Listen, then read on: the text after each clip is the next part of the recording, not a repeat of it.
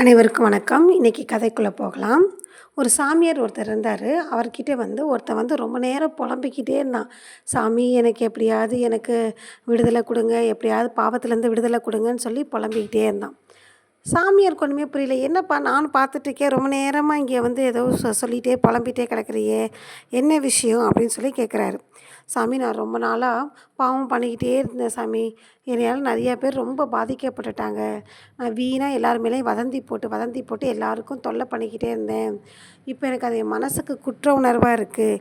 எப்படியாவது நான் பண்ண பாவத்துலேருந்து எனக்கு விடுதலை கிடைக்கிறதுக்கு எனக்கு ஏதாவது ஒரு பரிகாரம் சொல்லுங்கள் சாமின்னு சொல்லி புலம்பின்னு புலம்பிகிட்டே இருந்தான். ஓ, உனக்கு பரிகாரம் தானே, சரி இப்போ ஒரு தலைவாணி போய் எடுத்துகிட்டு வா அப்படின்னு சொன்னார் சாமியார். உடனே போய் ஒரு தலைவாணி போய் எடுத்துகிட்டு வந்தான். தலைவாணியை கொண்டு போய் ஊருக்கு நடுவில் போய் நின்று அந்த தலைவாணியை பிச்சு எரி, அந்த தலைவாணிக்குள்ளேருந்து பஞ்செல்லாம் வரும் இல்லையா, எல்லாத்தையும் பிச்சு எரின்னு சொல்லி சாமியார் சொன்னார். இவனுக்கு ஒன்றும் புரியலை. இருந்தாலும் சரி, சாமியார் சொல்லிட்டாரே அப்படின்னு சொல்லிட்டு சாமியார் சொன்ன மாதிரியே செஞ்சான்.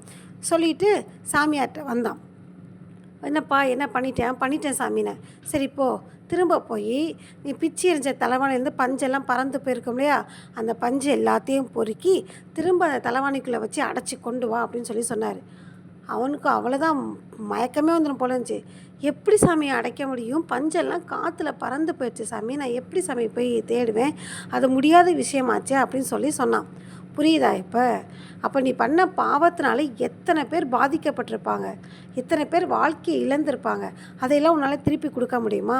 பாவம்லாம் செஞ்சுட்டு பரிகாரம் பண்ணால் சரியாக போயிடும்னு சொல்லி இது எந்த வகையில் நியாயம் அப்படின்னு சொல்லி சாமியார் திரும்ப கேட்கவும் தான் அவனுக்கு புரிஞ்சிச்சு. நம்மலாம் எவ்வளோ பெரிய பாவம் பண்ணியிருக்கோம், இதுக்கு பரிகாரமே கிடையாது, பாவம் பண்ணாமல் தர்ம வழியில் நடக்கிறது தான் நல்லதுன்னு சொல்லி அவன் புரிஞ்சுக்கிட்டான். இந்த கதை உங்களுக்கும் புரிஞ்சுக்கணும்னு நினைக்கிறேன், பிடிச்சிருக்குன்னு நினைக்கிறேன். இன்னொரு மீண்டும் நல்ல கதையில் பார்க்கலாம். நன்றி.